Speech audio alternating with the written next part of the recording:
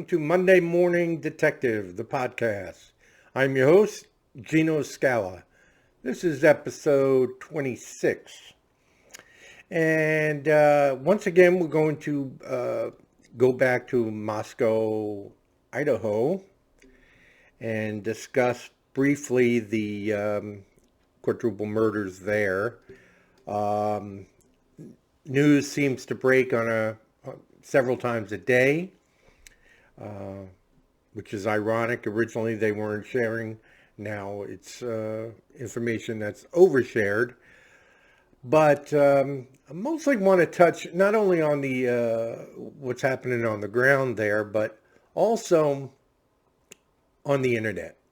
Because this weekend I discovered quite a bit of, let's say, call it interest in this case. This is my first time trying to create something from nothing on with this podcast regarding the true crime element. It wasn't my original intent. My original intent was, and still is, to discuss police procedure and investigation techniques and issues with any events that have taken place in the news, pro or con police departments. Because I feel like I'm in a good position to judge from a distance, having the experience on the ground. Okay, so, but this is, I watch true crime on television. Many of us do. I'm not into any podcasts because I really, listening.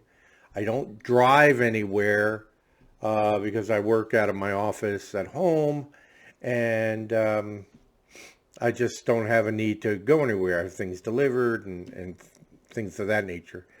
So I don't listen to podcasts. It's like I need another thing to get addicted to. And but I do. I am interested in online threads and such. So let's go back to the news of the weekend.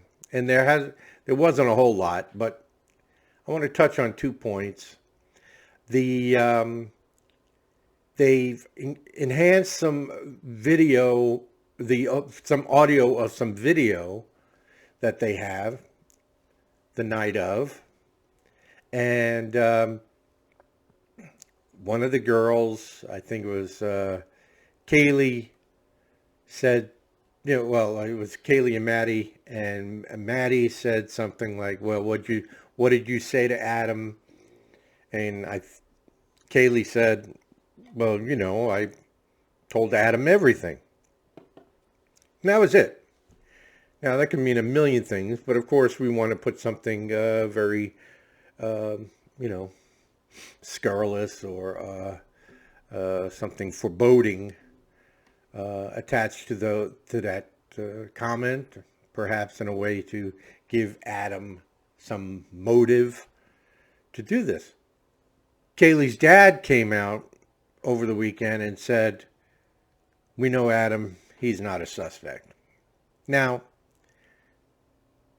I have my own opinions of Mr. Goncalves being parked in front of a camera with a microphone every day. And again, just to reiterate, I'm cutting this guy slack because he is going through something horrific. And as a father and a grandfather, I have no idea how I would react outside of being at the scene and doing my own investigation and looking for these guys and giving them,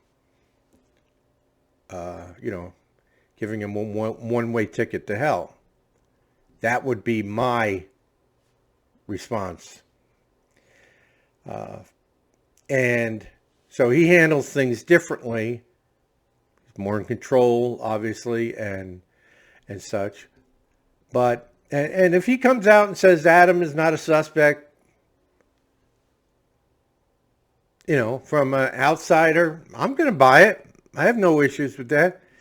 If I was an insider, one of the detectives or investigators or police officer, I'm not going to give that much credibility because, he's not the determination. He's not the determining factor of who is and who isn't a suspect. It's the evidence, it's the events, it's the timeline, it's everything else. So, obviously he's going to be slanted if the kid was a friend of the family, which it sounds like he is. He's going to be slanted in that kid's favor. But again, you have to consider the source, and he says the kid's not involved, and I'm going to take him for his word. Okay? Press doesn't. The press just needs fresh blood every day, new headlines, new clickbait, so they run with it. And then it gets to the internet, and that's where gasoline is poured on these fires. So that was one point, and the next point was this white vehicle, a Hyundai Elantra, that was pictured or seen on a body cam the night of, prior to finding the scene. It was parked in the area. And when you see the picture of it, you can see where in the area it is. It's, I think it's a street over in front of the frat house. And you can see in the picture, unless, there's another picture out there that this is not the vehicle, but what I saw was the vehicle in the foreground,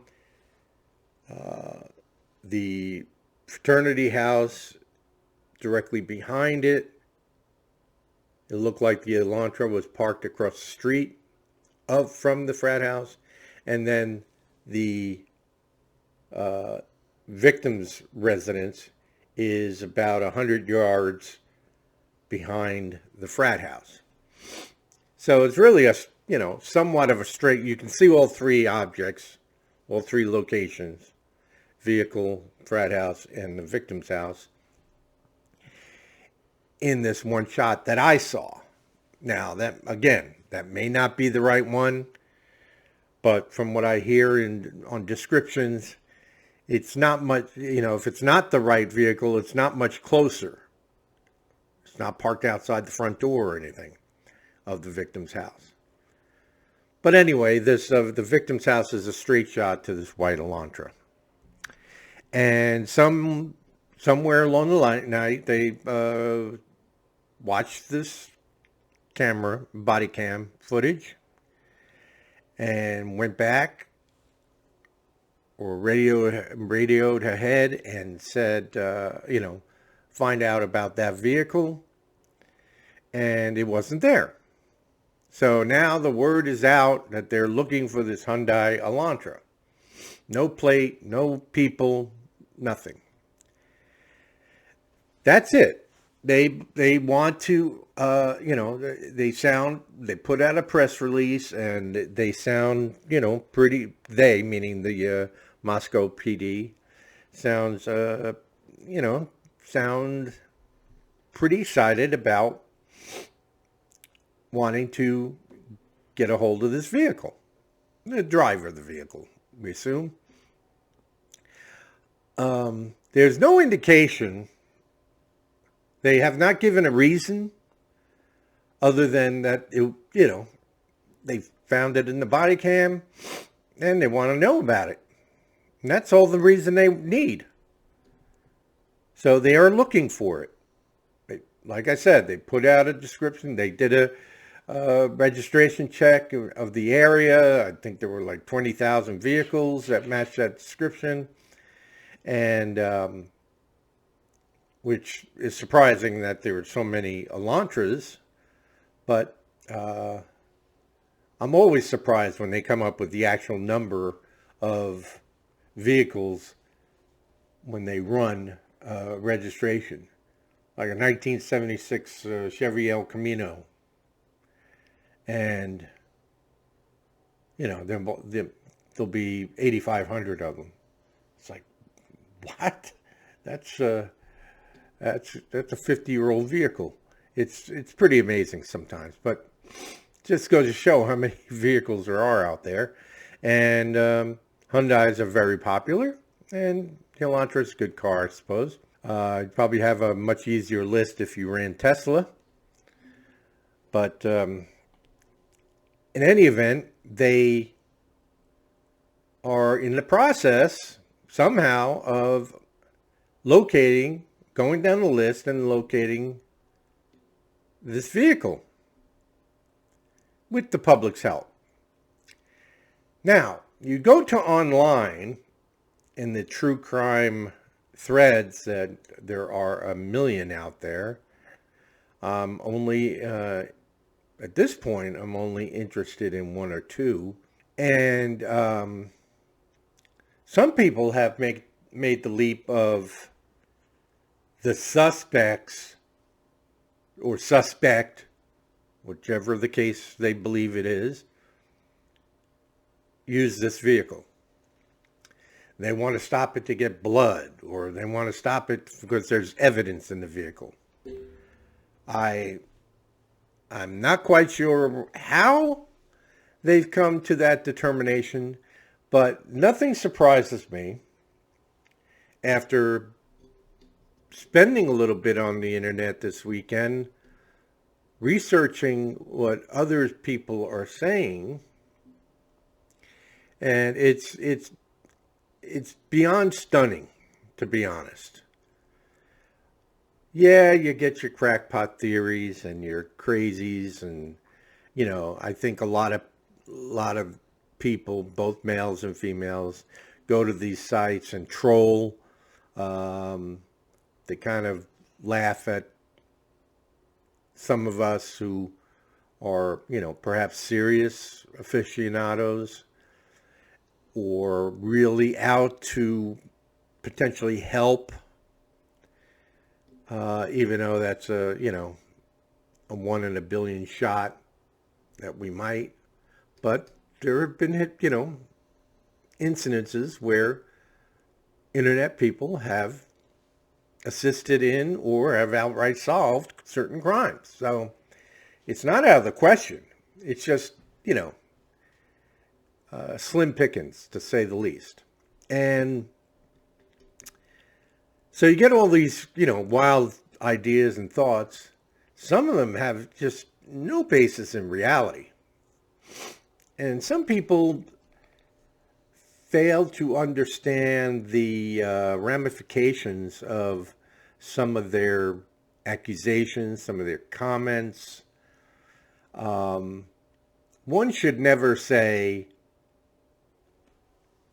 Joe Smith did this crime, I know it, because he fits the pattern of a killer, And that's what you're getting in a lot of situations. I've seen people still post, that so-and-so is probably the killer, even though the police cleared these people day one. There's still talk about the crazy, that socially awkward neighbor that did a number of interviews. My understanding is the police have cleared him. And by clearing him, they mean they checked his alibi and determined that it was impossible for him to be there at that time.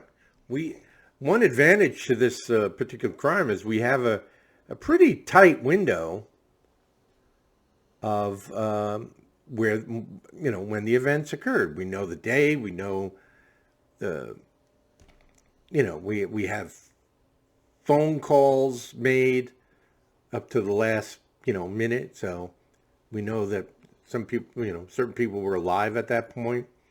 And then we have, unfortunately, it wasn't until noon the next day, but that's when the scene was discovered. So anything outside of that window, or I should say anything that someone was alibied or witnessed being someplace else during that time. I mean, if you're in Florida at 6 a.m. on that Sunday when they discovered the body 6 hours later at noon, it's not likely you flew back and did these killings. So that would clear you.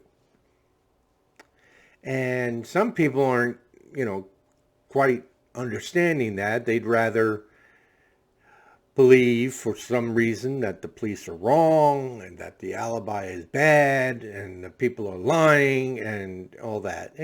Whatever keeps your interest, I suppose. Again, I think a lot of these folks that do that sort of thing are being argumentative for a reason. I think they're trolling. I think they're just refuse to see reason, or what I really think is that they don't like being told that they're wrong.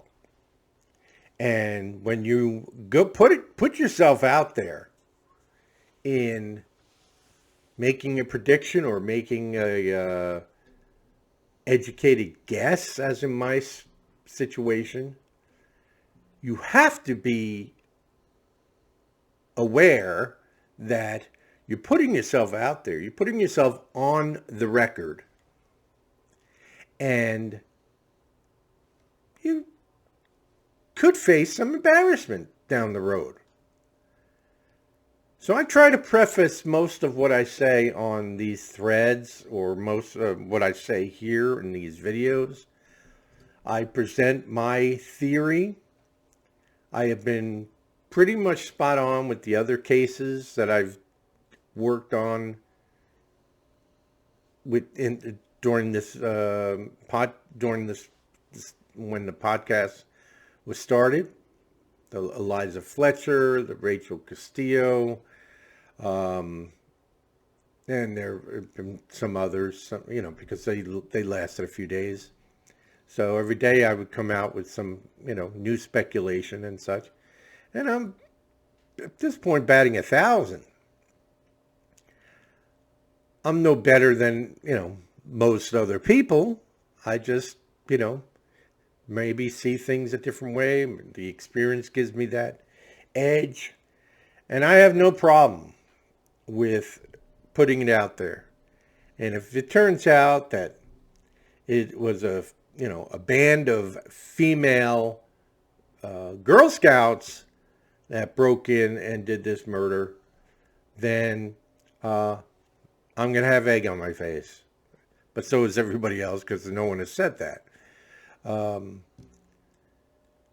But I'm, again, just to reiterate for those who are just Johnny-come-latelys, my theory has always been stranger danger. This struck me as a not a crime of someone within their circle.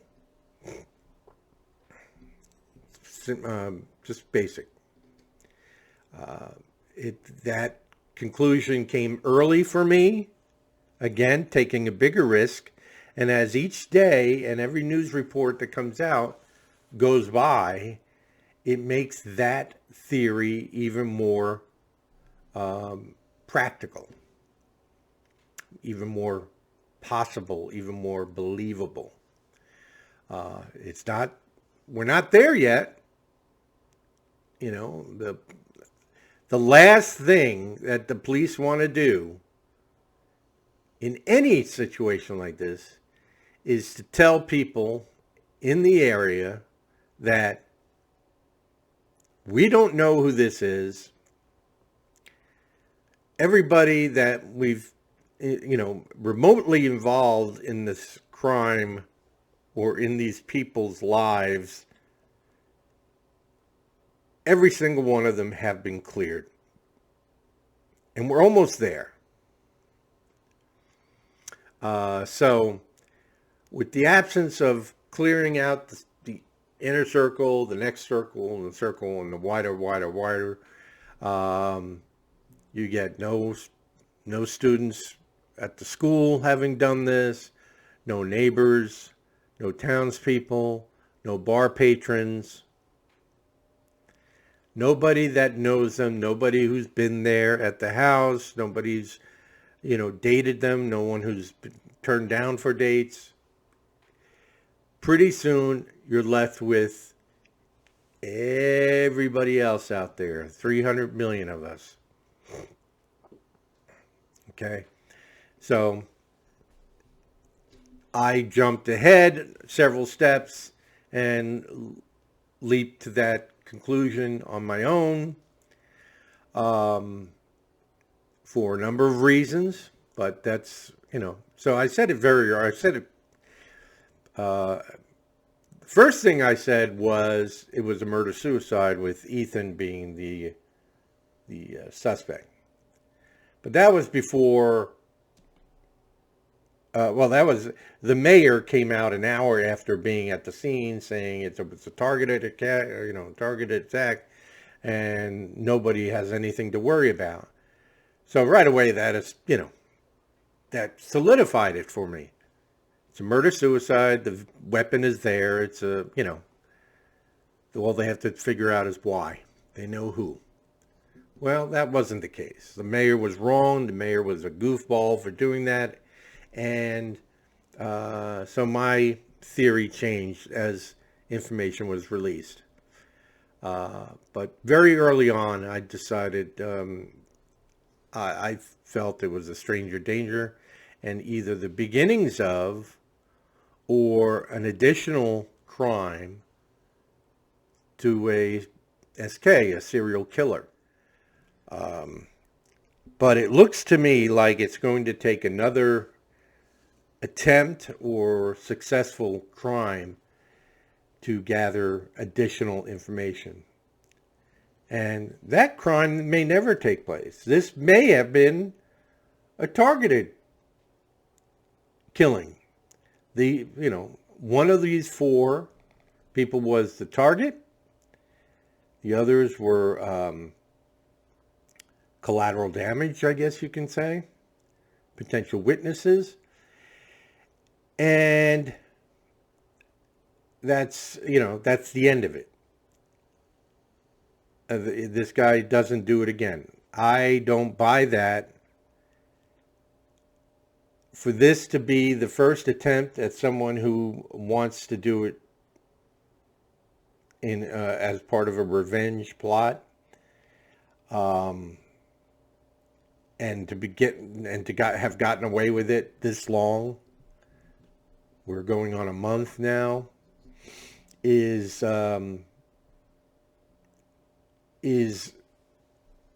extremely rare. Extremely rare. But we know that there have been murders in the past that have gone unsolved. In fact, 50% of all homicides, on average, go unsolved. Now, you'll watch shows where Lieutenant, John Kenda has a 395 case clearance rate, or, he cleared 395, but 396 case is still he still doesn't have an answer for that.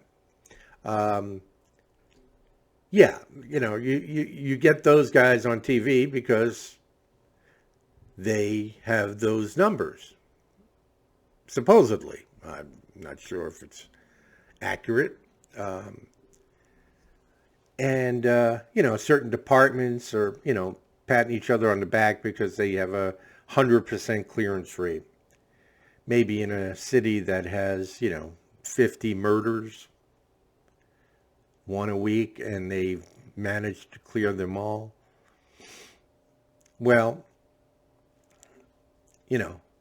what about Baltimore, who has they have a clearance rate of 15%, or Chicago, who they haven't even found all the victims yet.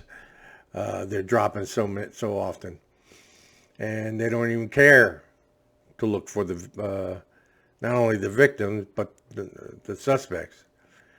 So, across the board, the FBI says that it's about a 50% clearance rate, which surprised me. I thought it was going to be much higher than that, but them's the facts. Now, like anything else, statistics are, they lie, and they can lie. I would venture to guess that, a good portion of those unsolveds are just technically unsolved. They know the suspect, but the suspect kills somebody. They know who it is. They find him, and he's killed himself. They can't really prove it. He's just a very strong lead, but nobody else was killed, and, so forth. So it stands to reason that this person, the boyfriend or the ex-husband, killed the victim. Those are technically unsolved. You cannot clear it unless you have direct evidence to the event, or they were convicted in a court of law. So with that, those type parameters, the 50% number is kind of skewed. Or, and I'll give you another example, Nicole Brown Simpson, Ron Goldman. That case is still unsolved, according to the LAPD. They're not working it. The file has been put away. Everything's been boxed up. They had the suspect. They tried him. They found not guilty. So technically, according to department regs, it's still an open case. No one's treating it as such. If anybody calls in something, they'll go back in the file room, pull out that file, and perhaps work it again.